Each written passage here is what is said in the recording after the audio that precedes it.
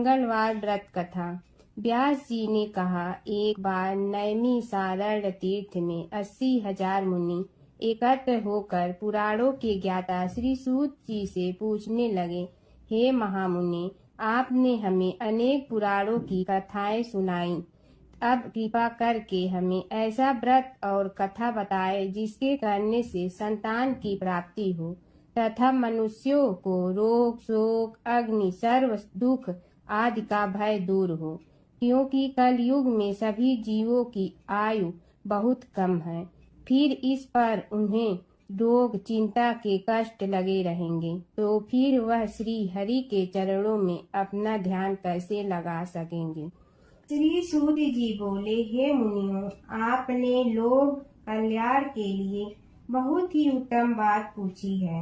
एक बार युधिष्ठिर ने भगवान श्री कृष्ण से लोक कल्याण के लिए यही प्रश्न किया था। भगवान श्री कृष्ण और युधिष्ठिर का संवाद तुम्हारे सामने कहता हूँ, ध्यान देकर सुनो।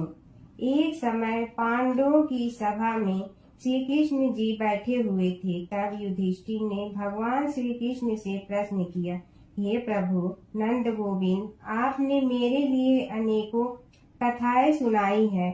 आज आप कृपा करके ऐसा व्रत या कथा सुनाएं जिसके करने से मनुष्य को रोग चिंता का भय समाप्त हो और उसको पुत्र की प्राप्ति हो। हे प्रभु, बिना पुत्र के जीवन व्यर्थ है। पुत्र के बिना मनुष्य नरकगामी होता है। पुत्र के बिना मनुष्य पितृ ऋण से छुटकारा नहीं पा सकता और न ही उसका पुत्रक नामक नरक से उद्धार हो सकता है। अतः पुत्रदायक व्रत बतलाएं। श्री कृष्ण भगवान बोले, हे राजन, मैं एक प्राचीन इतिहास सुनाता हूँ, आप उसे ध्यान पूर्वक सुनो। कुंडलपुर नामक एक नगर था, उसमें नंदा नामक एक ब्राह्मण रहता था।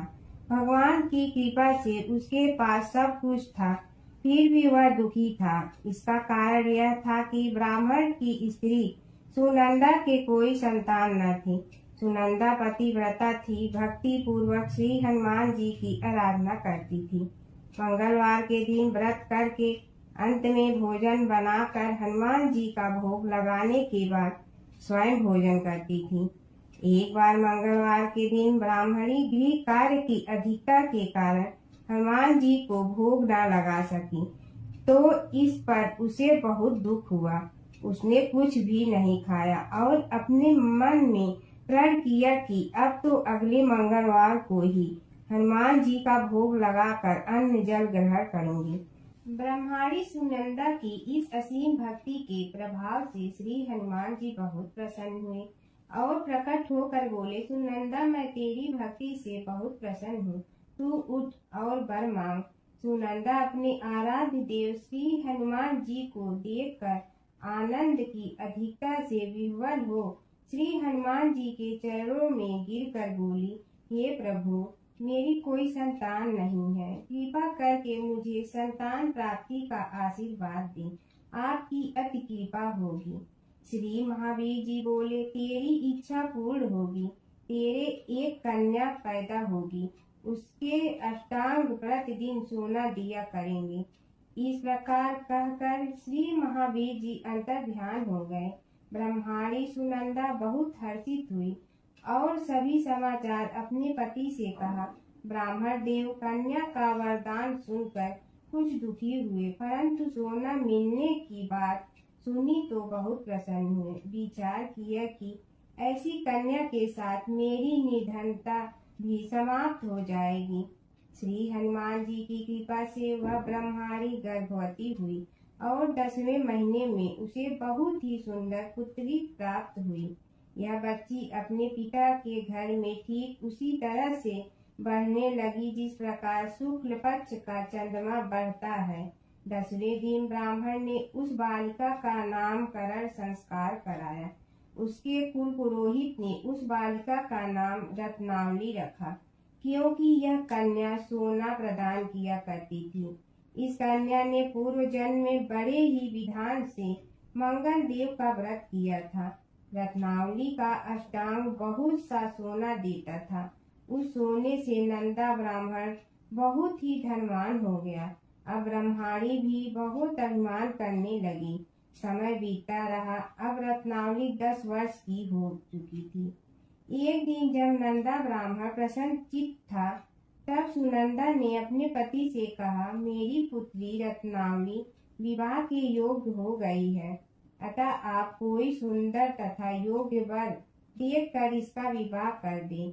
यह सुन ब्राह्मण बोला, अभी तो रत्नावली बहुत छोटी है। तब ब्रह्माणी बोली, शास्त्रों की आज्ञा है कि कन्या 8वें वर्ष में गौरी, 9 वर्ष में रोहिणी, 10वें वर्ष में कन्या, इसके पश्चात रजस्वला हो जाती है। गौरी के दान से पाताल लोक की प्राप्ति होती है, रोहिणी के दान से वैकुंठ लोक की प्राप्ति होती है, कन्या के दान से इंद्रलोक में सुखों की प्राप्ति होती है। अगर हे पतिदेव रजस्वला का दान किया जाता है तो घोर नरक की प्राप्ति होती है। इस पर ब्राह्मण बोला, अभी तो रत्नावली मात्र 10 ही वर्ष की है और मैंने तो 16 साल की कन्याओं के विवाह कराए हैं, अभी जल्दी क्या है। तब ब्रह्माणी सुनंदा बोली, आपको तो लोभ अधिक हो गया है। शास्त्रों में कहा गया है कि माता पिता और बड़ा भाई रजस्वला कन्या को देखते हैं तो वह अवश्य नरकगामी होते हैं। तब ब्राह्मण बोला, अच्छी बात है, कल मैं अवश्य योग्य वर की तलाश में अपना दूध भेजूंगा। दूसरे दिन ब्राह्मण ने अपने दूत को बुलाया और आज्ञा दी कि जैसी सुंदर मेरी कन्या है, वैसे ही सुंदर वर उसके लिए तलाश करो। दूत अपने स्वामी की आज्ञा पाकर निकल पड़ा। पई नगर में उसने एक सुंदर लड़के को देखा। यह बालक एक ब्राह्मण परिवार का बहुत गुणवान पुत्र था। इसका नाम सोमेश्वर था। दूत ने इस सुंदर व गुणवान ब्राह्मण पुत्र के बारे में अपने स्वामी को पूर्ण विवरण दिया। ब्राह्मण नंदा को भी सोमेश्वर अच्छा लगा और फिर शुभ मुहूर्त में विधि पूर्वक कन्यादान करके ब्राह्मण ब्रह्माणी संतुष्ट हुए। परंतु ब्राह्मण के मन तो लोभ समाया हुआ था। उसने कन्यादान तो कर दिया था, परंतु बहुत चिंतित था। उसने विचार किया कि रत्नावली तो अब चली जाएगी और मुझे इससे जो सोना मिलता था वह अब कहाँ मिलेगा। मेरे पास जो धन था कुछ तो इसके विवाह में खर्च हो गया और जो शेष बचा है वह भी कुछ दिनों पश्चात समाप्त हो जाएगा। मैंने तो इसका विवाह करके बहुत बड़ी भूल कर दी है। अब कोई ऐसा उपाय हो कि रत्नावली मेरे घर में ही बनी रहे, अपनी ससुराल न जाए। लोभ रोभी राक्षस ब्राह्मण के मस्तिष्क पर छाता जा रहा था। रात भर अपनी शैया पर बेचैनी से करवटें बदलते बदलते उसने एक बहुत ही क्रूर निर्णय लिया। उसने विचार किया कि जब रत्नावली को लेकर उसका पति सोमेश्वर अपने घर के लिए जाएगा तो वह मार्ग में छिपकर सोमेश्वर का वध कर देगा और अपनी लड़की को अपने घर ले आएगा, जिससे नियमित रूप से उसे सोना भी मिलता रहेगा और समाज का कोई मनुष्य उसे दोष भी नहीं दे सकेगा। प्रातः काल हुआ तो नंदा और सुनंदा ने अपने जमाई तथा लड़की को बहुत सारा धन देकर विदा किया। सोमेश्वर अपनी पत्नी रत्नावली को लेकर ससुराल से अपने घर की तरफ चल दिया। ब्राह्मण नंदा महालोभ के वशीभूत हो अपनी मति खो चुका था। पाप पुण्य को उसे विचार न रहा था। अपने भयानक व क्रूर निर्णय को कार्य रूप देने के लिए उसने अपने दूत को मार्ग में अपने जमाई का वध करने के लिए भेज दिया था, ताकि रत्नावली से प्राप्त होने वाला सोना उसे हमेशा मिलता रहे और वो कभी निर्धन न हो। ब्राह्मण के दूत ने अपने स्वामी की आज्ञा का पालन करते हुए उसके जमाई सोमेश्वर का मार्ग में ही वध कर दिया। समाचार प्राप्त कर ब्राह्मण नंदा मार्ग में पहुंचा और रुदन करती अपनी पुत्री रत्नावली से बोला, हे पुत्री, मार्ग में लुटेरे ने तेरे पति का वध कर दिया। भगवान की इच्छा के आगे किसी का कोई वश नहीं चलता है। अब तू घर चल, वहाँ पर ही रहकर शेष जीवन व्यतीत करना। जो भाग्य में लिखा है वही होगा। अपने पति की अकाल मृत्यु से रत्नावली बहुत दुखी हुई। करुण कुंदन व रुदन करते हुए अपने पिता से बोली, हे पिताजी, इस संसार में जिस स्त्री का पति नहीं है उसका जीना व्यर्थ है। मैं अपने पति के साथ ही अपने शरीर को जला दूंगी और सती होकर अपने इस जन्म को, माता पिता के नाम को तथा सास ससुर के यश को सार्थक करूंगी। ब्राह्मण नंदा अपनी पुत्री रत्नावली के वचनों को सुनकर बहुत दुखी हुआ। विचार करने लगा, मैंने व्यर्थ ही जमाई वध का पाप किया, अपने सिर लिया। रत्नावली तो उसके पीछे अपने प्राण तक देने को तैयार है। मेरा तो दोनों तरफ से मरण हो गया। धन तो अब मिलेगा नहीं। जमाई वध के पाप के फल स्वरूप यम यातना भी भुगतनी पड़ेगी। यह सोचकर वह बहुत दुखी हुआ। सोमेश्वर की चिंता बनाई गई रत्नावली सती होने की इच्छा से अपने पति का सिर अपनी गोद में रखकर चिता में बैठ गई। जैसे ही सोमेश्वर की चिता को अग्नि लगाई गई, वैसे ही प्रसन्न हो मंगल देव वहां प्रकट हुए और बोले, हे रत्नावली, मैं तेरे पति भक्ति से बहुत प्रसन्न हूँ, तू वर मांग। रत्नावली ने अपने पति का जीवन दान मांगा। तब मंगल देव बोले, रत्नावली, तेरा पति अजर अमर है, यह महाविद्वान भी होगा और इसके अतिरिक्त तेरी जो इच्छा हो वर मांग। तब रत्नावली बोली, हे ग्रहों के स्वामी, यदि आप मुझ पर प्रसन्न हैं तो मुझे यह वरदान दीजिए कि जो भी मनुष्य मंगलवार के दिन प्रातः काल लाल पुष्प, लाल चंदन से पूजा करके आपका स्मरण करके उसको रोग व्याधि न हो, स्वजनों का कभी योग न हो, सर्प अग्नि तथा शत्रुओं का भय न रहे। जो स्त्री मंगलवार का व्रत करे वह कभी विधवा न हो। मंगल देव तथास्तु कहकर अंतर ध्यान हो गए। सोमेश्वर मंगल देव की कृपा से जीवित हो उठा।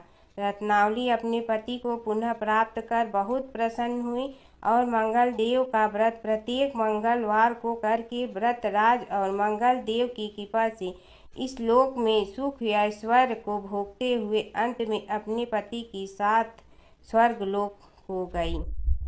एक नगर में एक बुढ़िया रहती थी। उसके मंगलिया नाम का एक पुत्र था। वृद्धा को हनुमान जी पर बड़ी श्रद्धा थी। वह प्रत्येक मंगलवार को हनुमान जी का व्रत रख कर यथाविधि उनका भोग लगाती थी। इसके अलावा मंगलवार को एक न तो घर लीपती थी और न ही मिट्टी खोदती थी। इसी प्रकार से व्रत रखते हुए जब उसे काफ़ी दिन बीत गए तो हनुमान जी ने सोचा कि चलो आज इस वृद्धा की श्रद्धा की परीक्षा करें। वे साधु का वेश बनाकर उसके द्वार पर जा पहुँचे और पुकारा, है कोई हनुमान का भक्त जो हमारी इच्छा पूरी करे। वृद्धा ने यह पुकार सुनी तो बाहर आई और महाराज क्या आज्ञा है। साधु वेशधारी हनुमान जी बोले कि मैं बहुत भूखा हूँ, भोजन करूँगा, तू थोड़ी सी जमीन लीप दे। वृद्धा बड़ी दुविधा में पड़ गई। अंत में हाथ जोड़कर प्रार्थना की, हे महाराज, लीपने और मिट्टी खोदने के अतिरिक्त जो काम आप कहें वह मैं करने को तैयार हूँ। साधु ने 3 बार परीक्षा करने के बाद कहा, तू अपने बेटे को बुला, मैं उसे औंधा लिटाकर उसकी पीठ पर आग जलाकर भोजन बनाऊंगा। वृद्धा ने सुना तो पैरों तले की धरती खिसक गई, मगर वह वचन हार चुकी थी। उसने मंगलिया को पुकार कर साधु महाराज के हवाले कर दिया, मगर साधु ऐसे ही मानने वाले न थे। उन्होंने वृद्धा के हाथों से ही मंगलिया को औंधा लिटाकर उसकी पीठ पर आग जलवाई। आग जलाकर दुखी मन से वृद्धा अपने घर के अंदर जा घुसी। साधु जब भोजन को बुलाकर कहा कि वह मंगलिया को पुकारे ताकि वह भी आकर भोग लगा ले, वृद्धा में आंसू भरकर कहने लगी कि अब उसका नाम लेकर मेरे हृदय को और दुख ना पहुँचाओ। लेकिन साधु महाराज न माने। वृद्धा को भोजन के लिए मंगलिया को पुकारना पड़ा। पुकारने की देर थी कि मंगलिया बाहर से हंसता हुआ घर में दौड़ा आया। मंगलिया को जीता जागता देखकर वृद्धा को दुखद आश्चर्य हुआ। वह साधु महाराज के चरणों में गिर पड़ी। साधु महाराज ने उसे अपनी असली रूप में दर्शन दिए। हनुमान जी को अपने आंगन में देखकर वृद्धा को लगा कि जीवन सफल हो जाएगा। माता सीता की कथा। यह कहानी सीता माता कहती थी और श्री राम इसे सुना करते थे। एक दिन श्री राम भगवान को किसी काम के लिए बाहर जाना पड़ा। तो सीता माता कहने लगी कि भगवान, मेरा तो 12 वर्ष का नित्य नियम है। अब आप बाहर जाएंगे तो मैं अपनी कहानी किसे सुनाऊंगी। श्री राम ने कहा कि तुम कुएं की पाल पर जाकर बैठ जाना और वहां जो औरतें पानी भरने आएंगी उन्हें अपनी कहानी सुना देना। सीता माता कुएं की पाल पर जाकर बैठ जाती हैं। एक स्त्री आई, उसने रेशम की जड़ी की साड़ी पहन रखी थी और सोने का घड़ा ले रखा था। सीता माता उसे देख कहती हैं कि बहन, मेरा 12 वर्ष का नित्य सुन लो। पर वह स्त्री बोली कि मैं तुम्हारा नित्य सुनूंगी तो मुझे घर जाने में देरी हो जाएगी और मेरी सास मुझसे लड़ेंगी। उसने कहानी नहीं सुनी और चली गई। उसकी रेशम जड़ी की साड़ी फट गई। सोने का घड़ा मिट्टी के घड़े में बदल गया। सास ने देखा तो पूछा कि ये किसका दोष अपने सिर लेकर आ गई है। बहू ने कहा कि कुएं पर एक औरत बैठी थी। उसने कहानी सुनने के लिए कहा, लेकिन मैंने सुनी नहीं, जिसका यह फल मिला है। बहू की बात सुनकर अगले दिन वही साड़ी और घड़ा लेकर सास कुएं की पाल पर गई। सास को वहीं माता सीता बैठी मिली तो माता सीता ने कहा कि बहन, मेरी कहानी सुन लीजिए। सास बोली कि एक बार छोड़, मैं तो 4 बार कहानी सुन लूंगी। राम आए, लक्ष्मण आए, देश के पुजारी आए, नित नेम का नेम लाए, आओ राम बैठो राम। तपी रसोई जियो राम, माखन मिश्री खाओ राम। दूध बतासा पियो राम, सूत के पलका मोठो राम। साल दुसाला पोठो राम, साल दुसाला ओढ़ो राम। जब बोलो जब राम ही राम, राम संवारे सबके काम। खाली घर भंडार भरेंगे, सबका बेड़ा पार करेंगे। श्री राम जय राम जय जय राम। सास बोली कि बहन, कहानी तो बहुत अच्छी लगी। कहानी सुनकर सास घर चली गई और उसकी साड़ी फिर से रेशम जड़ी की बन गई। मिट्टी का घड़ा फिर सोने के घड़े में बदल गया। बहू कहने लगी, सासू माँ, आपने ये सब कैसे किया। सास ने कहा कि बहू, तू दोष लगा के आई थी और मैं अब दोष उतार कर आ रही हूँ। बहू ने फिर पूछा कि वह कुएं वाली स्त्री कौन है। सास बोली कि वे सीता माता थी। वे पुराने से नया कर देती हैं, खाली घर में भंडार भर देती हैं। वह लक्ष्मी जी का वास घर में कर देती हैं। आदमी की जो भी इच्छा हो उसे पूरा कर देती हैं। बहू बोली कि ऐसी कहानी मुझे भी सुना दो। सास बोली कि ठीक है, तुम भी सुनो। और सास ने कहानी शुरू की। राम आए, लक्ष्मण आए, देश के पुजारी आए, नित नेम का नेम लाए, आओ राम बैठो राम। तपी रसोई जियो राम, माखन मिश्री खाओ राम। दूध बतासा पियो राम, सूत के पलका मोठो राम। साल दुसाला पोठो राम, साल दुसाला ओढ़ो राम। जब बोलो जब राम ही राम, राम संवारे सबके काम। खाली घर भंडार भरेंगे, सबका बेड़ा पार करें। श्री राम जय जय राम। कहानी सुनकर बहू बोली कि कहानी तो बहुत अच्छी है। सास ने कहा कि ठीक है, इस कहानी को रोज कहा करेंगे। अब सास बहू रोज सवेरे उठती, नहाती धोती और पूजा करने के बाद नित नेम की सीता की कहानी कहती। एक दिन उनके यहाँ एक पड़ोस की औरत आई और बोली कि बहन, जरा सी आँच दे ना। तो वह बोली कि आज तो अभी हमने जलाई ही नहीं। पड़ोसन ने कहा कि तुम सुबह 4 बजे से उठकर क्या कर रही हो। फिर उन्होंने कहा कि सुबह उठकर हम पूजा करते हैं, फिर सीता माता की नित्य नेम की कहानी कहते हैं। पड़ोसन ने उसकी बात सुनकर फिर कहा कि सीता माता की कहानी कहने से तुम्हें क्या मिलता है। वे बोली कि इनकी कहानी कहने से घर में भंडार भर जाते हैं, सारे काम सिद्ध होते हैं, मन की इच्छा भी पूरी हो जाती है। पड़ोसन कहती है कि बहन, ऐसी कहानी तो मुझे भी सुना दो। फिर वह बोली कि ठीक है, तुम भी यह कहानी सुन लो। राम आए लक्ष्मण आए, देश के पुजारी आए, नित नेम का नेम लाए, आओ राम बैठो राम। सारी कहानी सुनने के बाद पड़ोसन कहने लगी, बहन कहानी तो मुझे बहुत अच्छी लगी। अब वह पड़ोसन भी नित नेम सीता माता की कहानी कहने लगी। कहानी कहने से सीता माता ने पड़ोसन के भी भंडार भर दिए। अब तो पूरे मोहल्ले में नित नेम की कथा चल पड़ी। हर किसी की मनोकामना पूरी होने लगी। हे सीता माता, जैसे आपने उनके भंडार भरे, वैसे ही आप हमारे भी भंडार भरना, सबकी भरना, कहानी सुनने वाले के भी और कहानी कहने वाले के भी। गणेश और बुढ़िया माई की कथा। एक बुढ़िया थी, वह बहुत ही गरीब और दृष्टिहीन थी। उसके एक बेटा और बहू थे। वह बुढ़िया सदैव गणेश जी की पूजा किया करती थी। एक दिन गणेश जी प्रकट होकर उस बुढ़िया से बोले, बुढ़िया माँ, तू जो चाहे सो मांग ले। बुढ़िया बोली, मुझे तो मांगना नहीं आता, कैसे और क्या मांगूं? तब गणेश जी बोले, अपने बहू बेटे से पूछ कर मांग ले। तब बुढ़िया ने अपने बेटे से कहा, गणेश जी कहते हैं तू कुछ मांग ले, बता मैं क्या मांगूं? पुत्र ने कहा, माँ तू धन मांग ले। बहू से पूछा तो बहू ने कहा, नाती मांग ले। तब बुढ़िया ने सोचा कि ये तो अपने अपने मतलब की बात कर रहे हैं।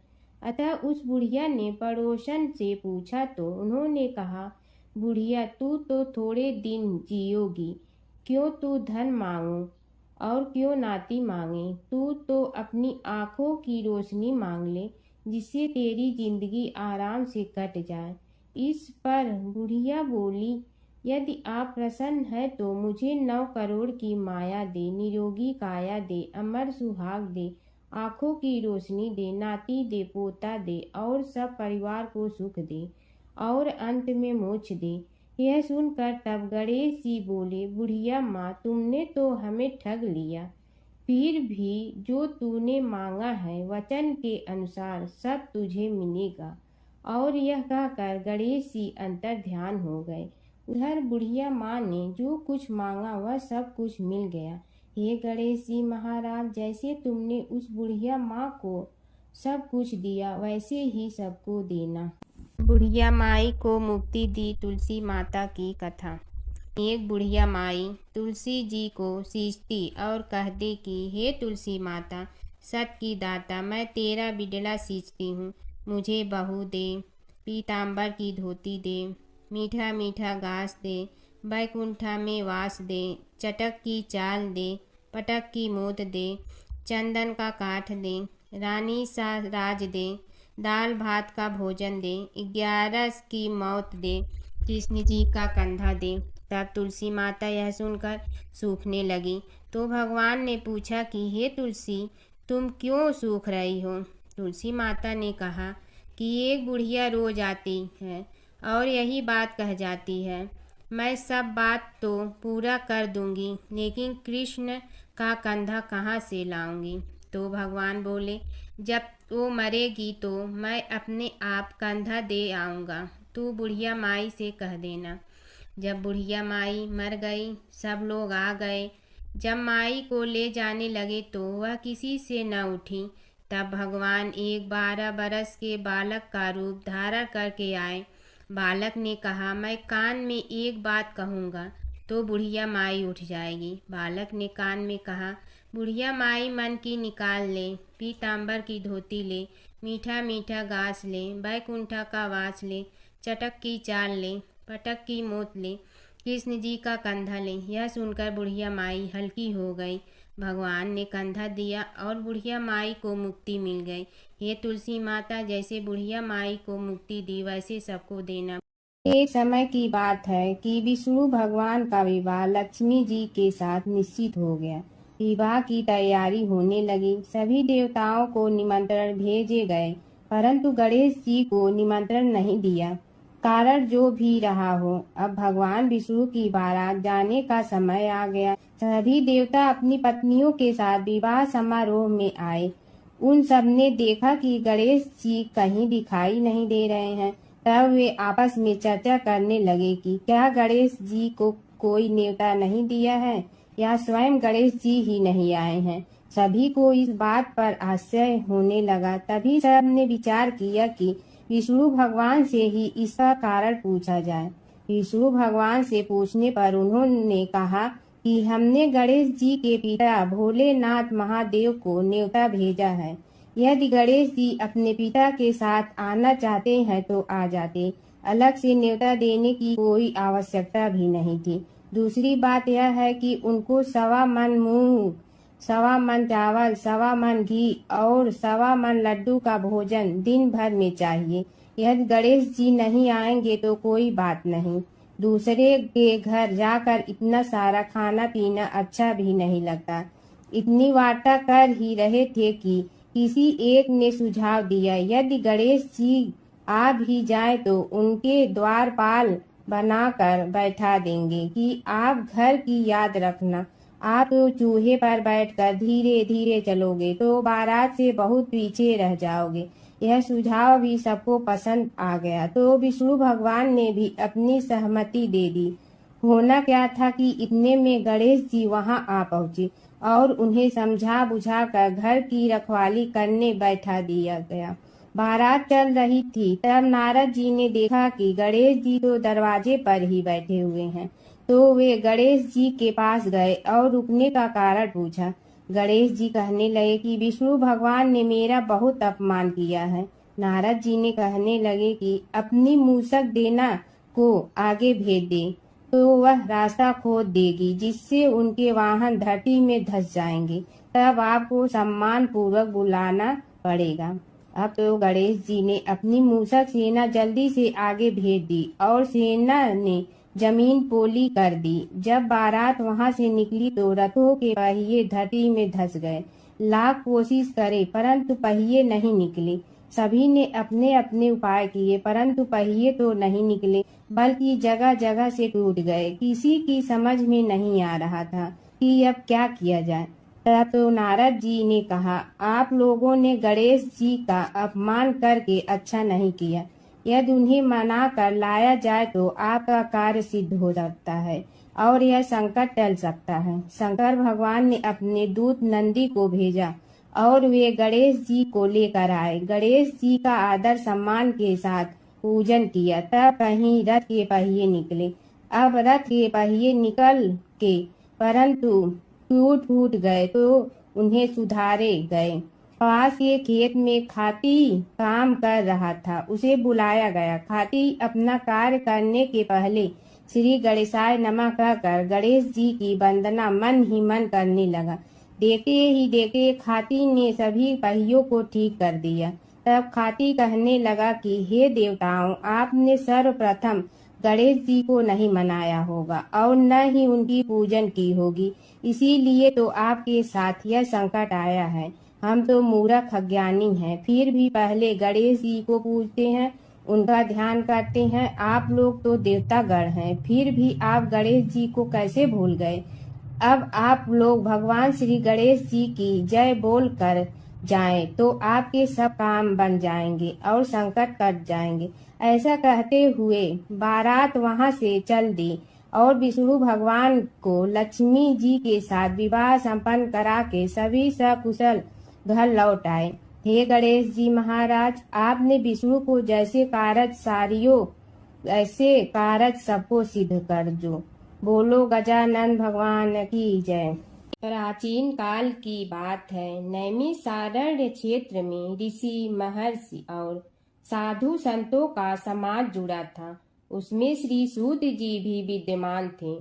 शौनक जी ने उनकी सेवा में उपस्थित होकर निवेदन किया कि हे अज्ञान रूप घोर तिमिर को नष्ट करने में करोड़ों सूर्यों के समान प्रकाशमान श्री सूत जी, हमारे कानों के लिए अमृत के समान जीवन प्रदान करने वाले कथा तत्व का वर्णन कीजिए। हे सूत जी, हमारे हृदयों में ज्ञान के प्रकाश की वृद्धि तथा भक्ति, वैराग्य और विवेक की उत्पत्ति जिस कथा से हो सकती हो, वह हमारे प्रति कहने की कृपा कीजिए। शौनक जी की जिज्ञासा से सूत जी बड़े प्रसन्न हुए। पूरा तन इतिहासों के स्मरण से उनका शरीर पुलकायमान हो रहा था। वे कुछ देर उसी स्थिति में विराजमान रहकर कुछ विचार करते रहे और अंत में बोले, शौनक जी, इस विषय में आपके चित्त में बड़ी जिज्ञासा है। आप धन्य हैं जो सदैव ज्ञान की प्राप्ति में तत्पर रहते हुए विभिन्न पुराण कथाओं की जिज्ञासा रखते हैं। आज मैं आपको ज्ञान के परम स्रोत रूप श्री गणेश जी का जन्म कर्म रूप चरित्र सुनाऊंगा। गणेश जी से ही सभी ज्ञानों सभी विद्याओं का उद्भव हुआ है। अब आप सावधान चित्त से विराजमान हो। श्री गणेश जी के ध्यान और नमस्कार पूर्वक उनका चरित्र श्रवण करें। नमस्तस्मै गणेशाय ब्रह्मा विद्या प्रदायिनी यनागस्त्यसमः साक्षात विघ्न सागर सोसड़े। कैसे हैं वे श्री गणेश जो सभी प्रकार की ब्रह्म विद्याओं को प्रदान करने वाले अर्थात ब्रह्मा के सगुण और निर्गुण स्वरूप पर प्रकाश डालने और जीव ब्रह्मा का अभेद प्रतिपादन करने वाली विद्याओं के दाता हैं। वे विघ्नों के समुद्रों को महर्षि अगस्त्य के समान शोषण करने में समर्थ हैं। इसलिए उनका नाम विघ्न सागर शोषक के नाम से प्रसिद्ध है। मैं उन भगवान श्री गणेश जी को नमस्कार करता हूँ। प्रथम पूजा के अधिकारी श्री गणेश जी, यह कहकर सूत जी कुछ समय के लिए मौन हो गए और फिर बोले, शौनक जी, भगवान गणेश जी ही सर्वप्रथम पूजा प्राप्ति के अधिकारी हैं। किसी भी देवता की पूजा करो, पहले उनकी पूजा करो। शौनक जी ने निवेदन किया, हे भगवान, हे सूत, सर्वप्रथम यह बताने की कृपा कीजिए कि गणेश जी को प्रथम पूजा का अधिकार किस प्रकार प्राप्त हुआ। इस विषय में मेरी बुद्धि मोह को प्राप्त हो रही है कि सृष्टि रचयिता ब्रह्मा जी, पालन करता भगवान नारायण और संहार करता शिव जी में से किसी को प्रथम पूजा का अधिकारी क्यों नहीं माना गया। यह त्रिदेव ही तो सबसे बड़ा देवता माने जाते हैं। सूत जी ने कहा, शौनक जी, यह भी एक रहस्य ही है। देखो, अधिकार मांगने से नहीं मिलता, इसके लिए योग्यता होनी चाहिए। संसार में अनेकों देवी देवताएं पूजे जाते हैं। पहले जो जिसका इष्ट देव होता है वह उसी की पूजा किया करता है। इससे बड़े देवताओं के महत्व में कमी आने की आशंका उत्पन्न हो गई। इस कारण देवताओं में परस्पर विवाद होने लगा। वे उसका निर्णय प्राप्त करने के लिए शिव जी के पास पहुँचे और प्रणाम करके पूछने लगे, प्रभु, हम सब में प्रथम पूजा का अधिकारी कौन है। शिव जी सोचने लगे कि किसे प्रथम पूजा का अधिकारी माने। तभी उन्हें एक युक्ति सूझी। बोले, देवगण, इसका निपटारा बातों से नहीं तथ्यों से होगा। इसके लिए एक प्रतियोगिता रखनी होगी, शिव की परिक्रमा करने की प्रतियोगिता। देवगण उनका मुख देखने लगे, शंकित हृदय से सोचने लगे कि कैसी प्रतियोगिता रहेगी। यह शिव जी ने उनके मन के भाव ताड़ लिए, इसलिए सांत्वना भरे शब्दों में बोले, घबराओ मत, कोई कठिन परीक्षा नहीं ली जाएगी। बस इतना ही कि सभी अपने अपने वाहनों पर चढ़कर संसार की परिक्रमा करो और फिर यहाँ लौट आओ। जो पहले लौटेगा वही सर्वप्रथम पूजा का अधिकारी होगा। अब क्या देर थी, सभी अपने अपने वाहन पर चढ़कर दौड़ पड़े।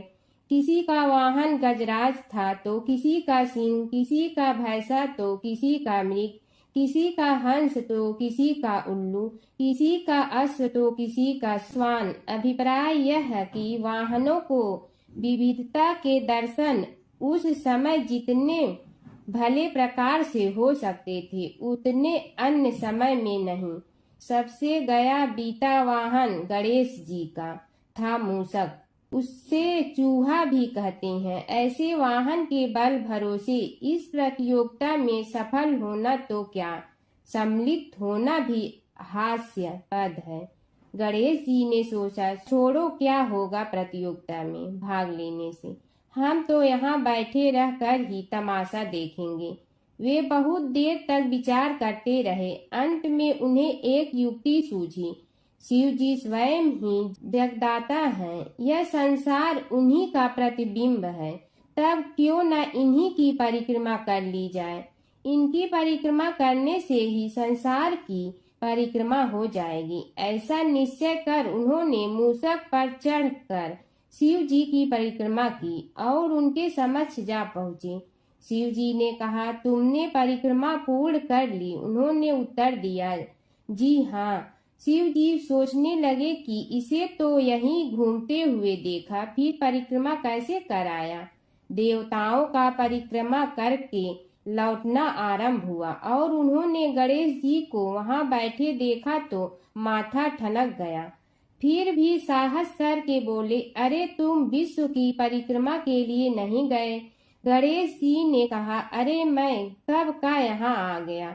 देवता बोले, तुम्हें तो कहीं भी नहीं देखा। गणेश जी ने उत्तर दिया, देखते कहाँ से, समस्त संसार शिव जी में विद्यमान है। इनकी परिक्रमा करने से ही संसार की परिक्रमा पूर्ण हो गई। सूत जी बोले, शौनक, इस प्रकार गणेश जी ने अपनी बुद्धि के बल पर ही विजय प्राप्त कर ली। उनका कथन सत्य था, इसलिए कोई विरोध करता भी तो कैसे। बस उसी दिन से गणेश जी की प्रथम पूजा होने लगी। जी बोले, हे शौनक जी, यह एक तथ्य है कि गणेश जी ही उसके पात्र हैं।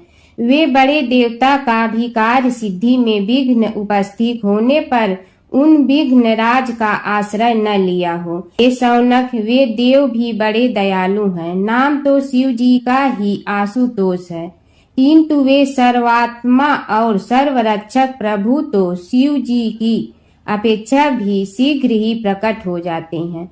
उनका भक्त कभी किसी संकट में नहीं पड़ता। यदि प्रारब्ध वशात कभी किसी विपत्ति में पड़ भी जाता है तो गणेश्वर की उपासना करने पर उनके अनुग्रह से उनके समस्त दुख दूर होकर परम सुख की प्राप्ति होती है। शौनक ने कहा, हे सूत जी, हे महाभाग, हे प्रभु, मैं गणेश जी के विभिन्न चरित्रों का अध्ययन करना चाहता हूँ, तो मुझे बताइए कि किस ग्रंथ का अवलोकन करूं। हे दयामय, आपको तो उनके समस्त चरित्र विदित है कि यदि आप ही उन्हें सुनाने की कृपा करें तो मेरा अत्यधिक उपकार होगा। सूत जी बोले, हे शौनक भगवान, गणेश्वर के इतने चरित्र हैं कि उन सब का कथन इस जीवा से संभव नहीं, क्योंकि प्रभु अनंत, प्रभु चरित्र अनंता वाली बात समस्त विद्वान ऋषि मुनि कहते हैं।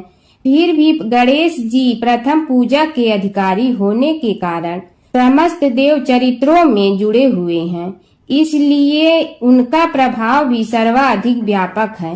हे मुने, हे शौनक, वे भगवान सर्व समर्थ हैं।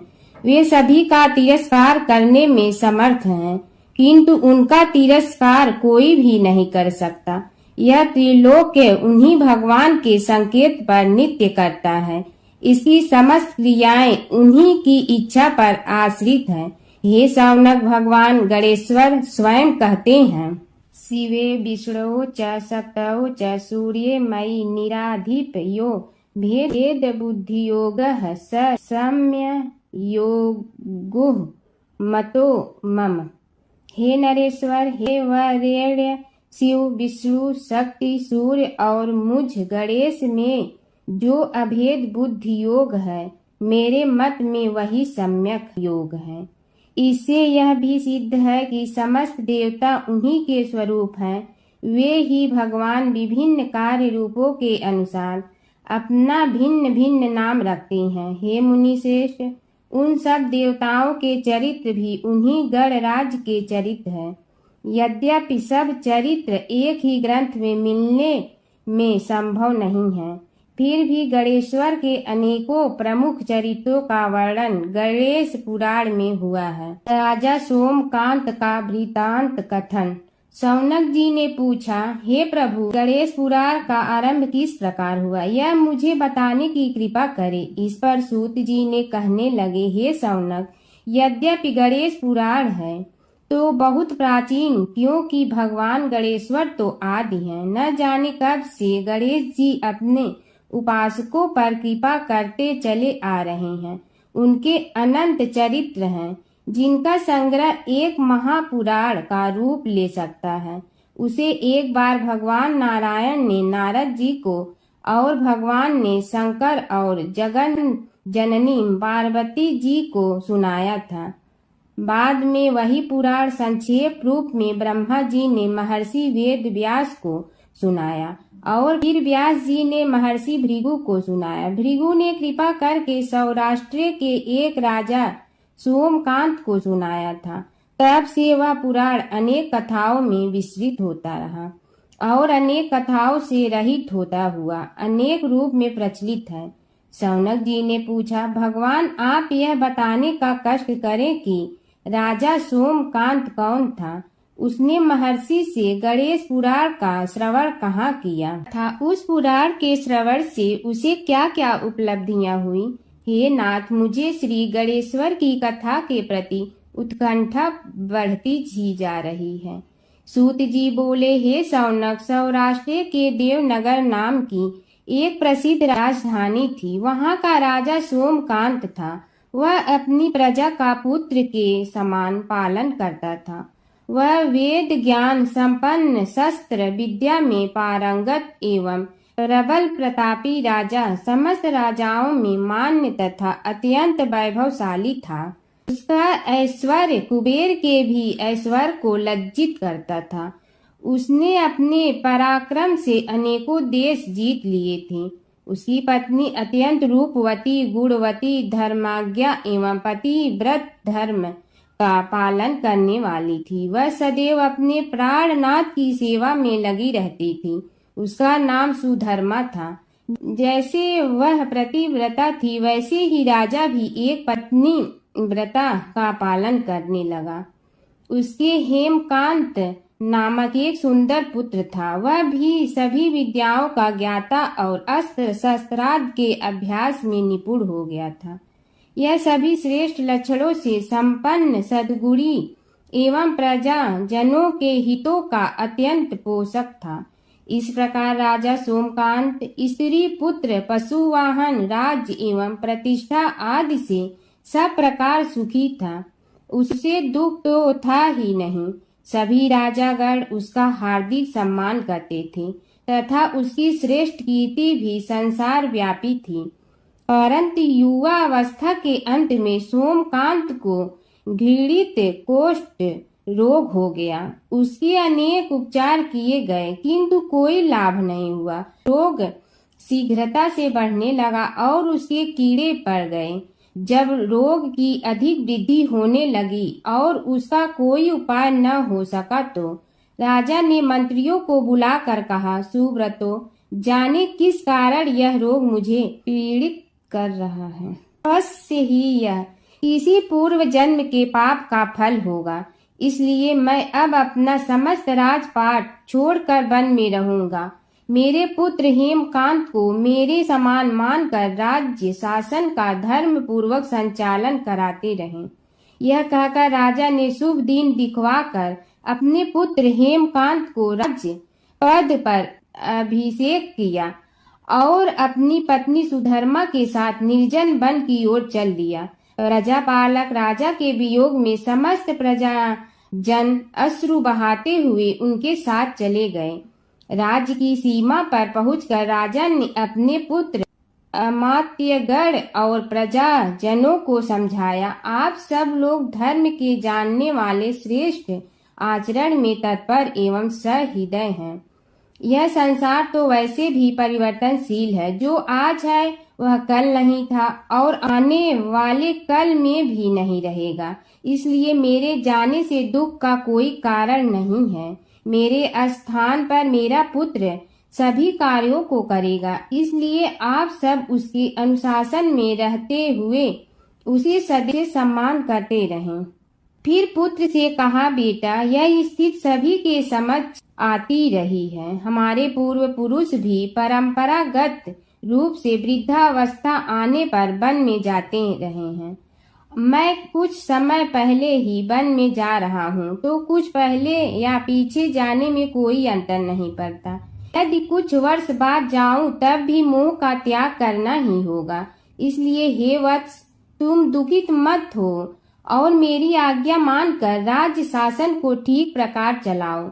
ध्यान रखना, क्षत्रिय धर्म का कभी त्याग न करना और प्रजा को सदा सुखी रखना। इस प्रकार राजा सोमकांत ने सभी को समझा बुझाकर वहां से वापस लौट आया और स्वयं अपनी पतिव्रता भार्या के साथ वन में प्रवेश किया। पुत्र हेमकांत के आग्रह से उसने सुबल और ज्ञान गम्य नामक 2 आत्माओं को भी साथ ले लिया। उन सब ने एक समतल एवं सुंदर स्थान देखकर वहां विश्राम किया। तभी उन्हें एक मुनि कुमार दिखाई दिया। राजा ने उससे पूछा, तुम कौन हो, कहाँ रहते हो? यदि उचित समझो तो मुझे बताओ।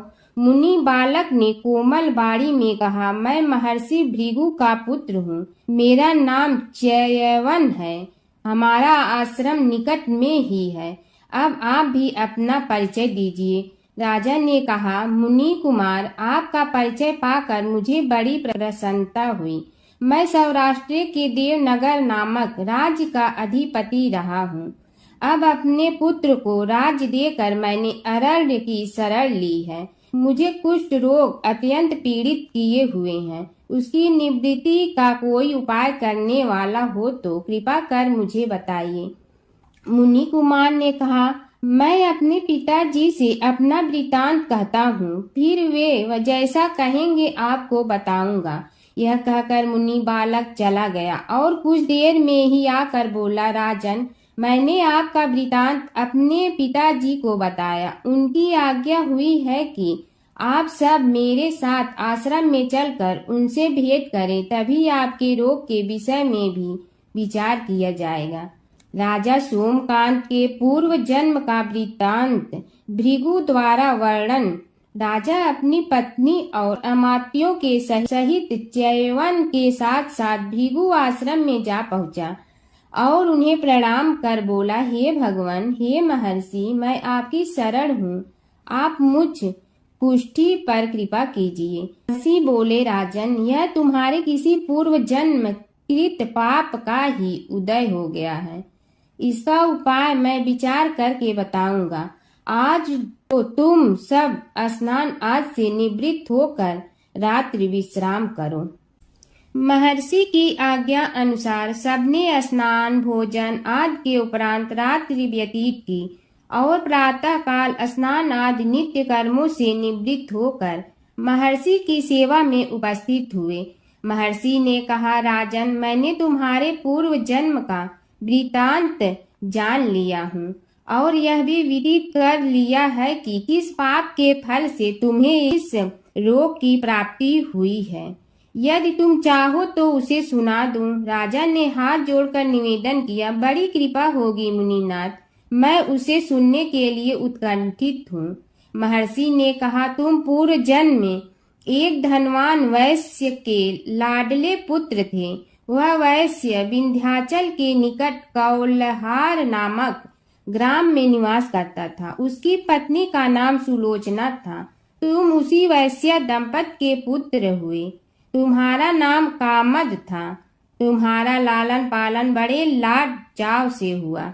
उन्होंने तुम्हारा विवाह एक अत्यंत सुंदरी वैश्य कन्या से कर दिया था, जिसका नाम कुटुम्बिनी था। यद्यप तुम्हारी भार्या सुशीला थी और तुम्हें सदैव धर्म में निरत देखना चाहती थी, किंतु तुम्हारा स्वभाव वासनांध होने के कारण दिन प्रतिदिन उज्जवल होता जा रहा था। किंतु माता पिता भी धार्मिक थे, इसलिए उनके सामने तुम्हारी उज्ज्वलता दबी रही।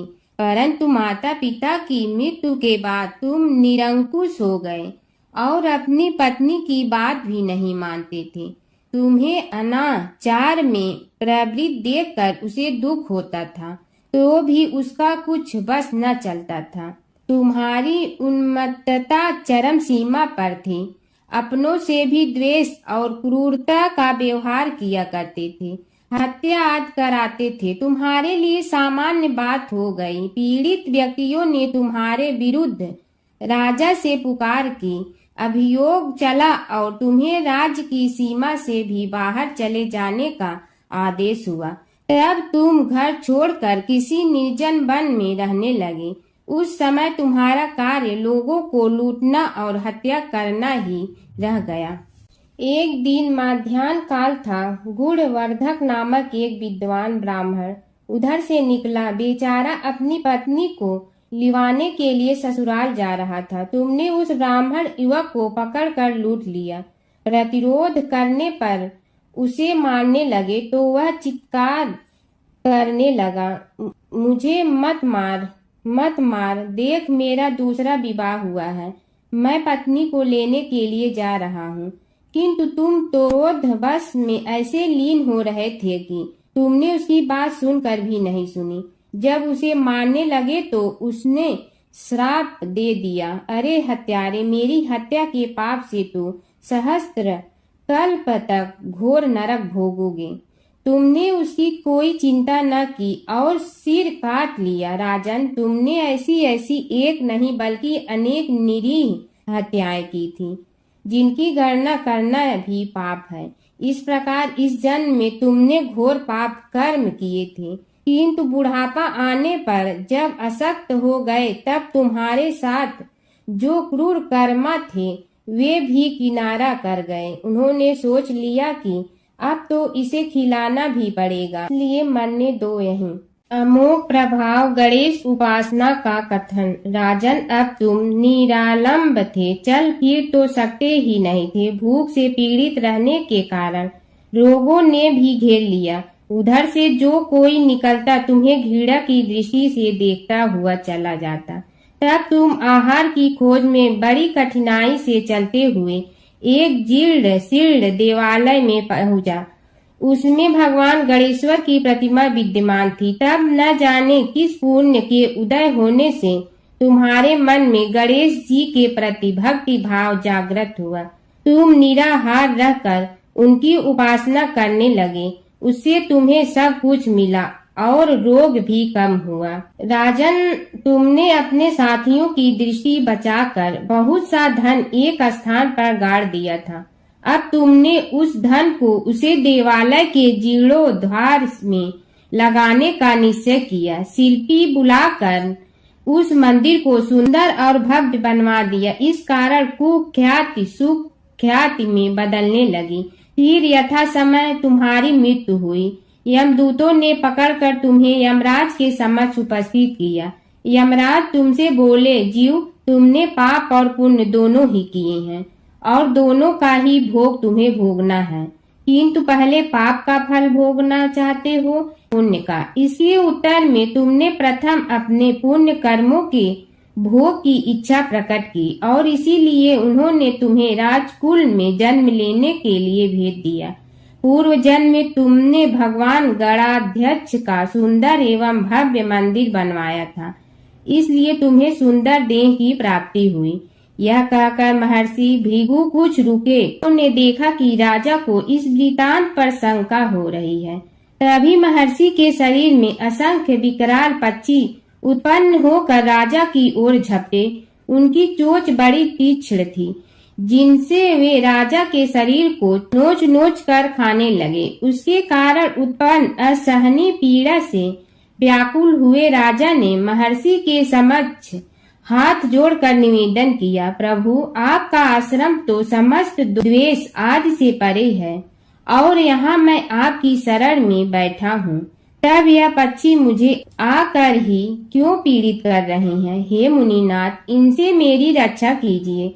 महर्षि ने राजा के अंतर्वचन सुनकर सांत्वना देते हुए कहा, राजन, तुमने मेरे वचनों में शंका की थी और जो मुझ सत्यवादी के कथन में शंका करते हैं उसे खाने के लिए मेरे शरीर से इसी प्रकार पक्षी प्रकट हो जाते हैं, जो कि मेरे हुंकार करने पर भस्म हो जाया करते हैं।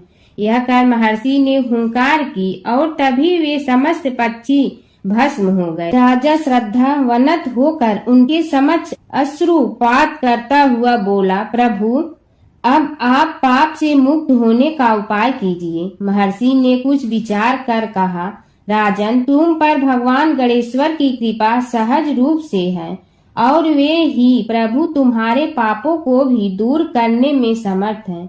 इसलिए तुम उनके पाप नाशक चरित्रों का श्रवण करो। गणेश पुराण में उनके चरित्रों का भले प्रकार वर्णन हुआ है, अतएव तुम श्रद्धा भक्ति पूर्वक उसी को सुनने में चित्त लगाओ। राजा ने प्रार्थना की, महामुनि मैंने गणेश पुराण का नाम भी आज तक नहीं सुना, तो उनके सुनने का सौभाग्य कैसे प्राप्त कर सकूंगा। हे नाथ, आपसे अधिक ज्ञानी और प्रकांड विद्वान और कौन हो सकता है। आप ही मुझ पर कृपा कीजिए। महर्षि ने राजा की दीनता देखकर उसके शरीर पर अपने कमंडल का मंत्रपूत जल छिड़का। तभी राजा को एक छींक आई और नासिका से एक अत्यंत छोटा काले वर्ण का पुरुष बाहर निकल आया। देखते देखते वह बढ़ गया। उसके भयंकर रूप को देखकर राजा कुछ भयभीत हुआ, किंतु समस्त आश्रमवासी वहां से भाग गए। वह पुरुष महर्षि के समक्ष हाथ जोड़कर खड़ा हो गया। उन्हें उसकी ओर देखा और कुछ उच्च स्वर में बोले, तू कौन है, क्या चाहता है। वह बोला, मैं साक्षात पाप हूँ, समस्त पापियों के शरीर में मेरा निवास है। आपके मंत्रपूत जल के स्पर्श से मुझे विवश होकर राजा के शरीर से बाहर निकलना पड़ा है। अब मुझे बड़ी भूख लगी है, बताइए क्या खाऊं और कहाँ रहूं। महर्षि बोले, तू उस आम के अवकाश स्थान में निवास कर और उसी वृक्ष के पत्ते खाकर जीवन निर्वाह कर। यह सुनते ही वह पुरुष आम के वृक्ष के पास पहुंचा, किंतु उसके स्पर्श मात्र से वह वृक्ष जलकर भस्म हो गया। फिर जब पाप पुरुष को रहने के लिए कोई स्थान दिखाई न दिया तो वह भी अंतर्हित हो गया। भगवान शिव और कृष्ण जी की कथा हिंदू धर्म में महत्वपूर्ण स्थान रखती है। ये कथाएं अक्सर एक दूसरे से जुड़ी हैं, जिनमें शिव को कृष्ण का भक्त और कृष्ण को शिव का आराध्य बताया गया है। पुराणों में शिव और कृष्ण के कई लीलाओं का वर्णन है। कृष्ण के दर्शन के लिए शिव का साधु वेश में गोकुल जाना। एक पौराणिक कथा के अनुसार भगवान शिव एक साधु का वेश धारण करके गोकुल में कृष्ण के दर्शन के लिए गए थे। मैया यशोदा ने उन्हें भिक्षा देने के लिए आई, लेकिन शिव ने कृष्ण के दर्शन के अलावा कुछ भी स्वीकार करने से इनकार कर दिया।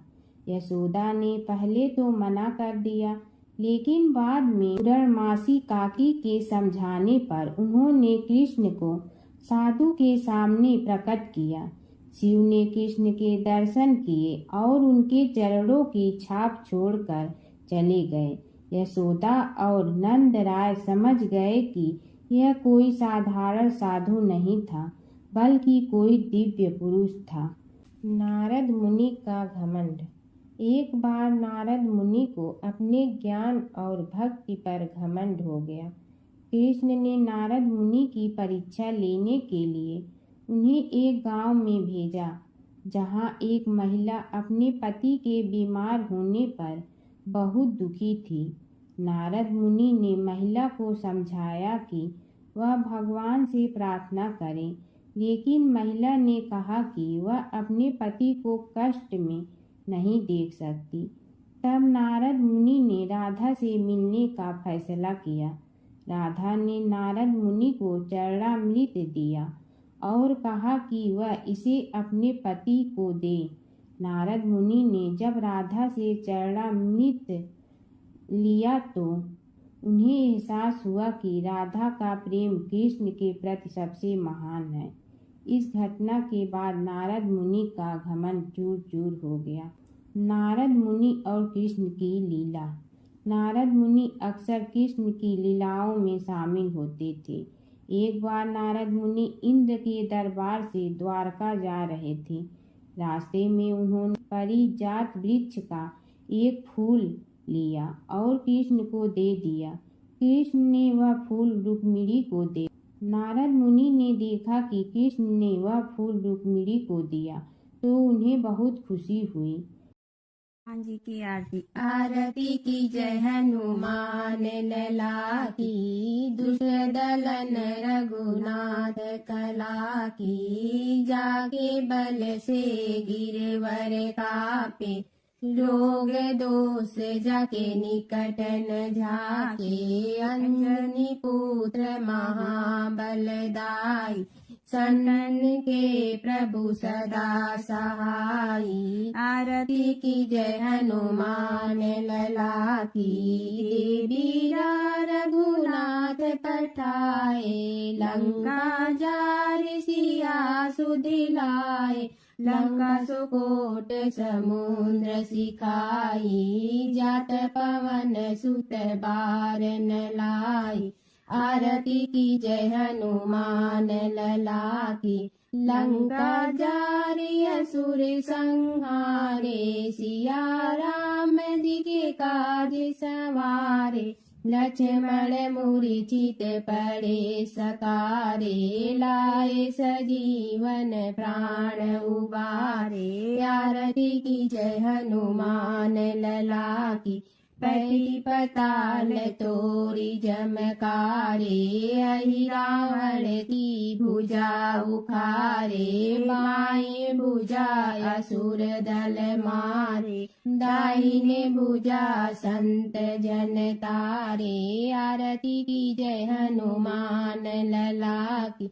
सुर नर मुनि जन आरती उतारे, जय जय जय हनुमान उचारे। कंचन थार कपूर लौ छाई, आरती करत अंजन माई। आरती की जय हनुमान लला की, जो हनुमान जी की आरती गावे। बसई बैकुंठ परम पद पावे, लंक विध्वंस किए रघुराय।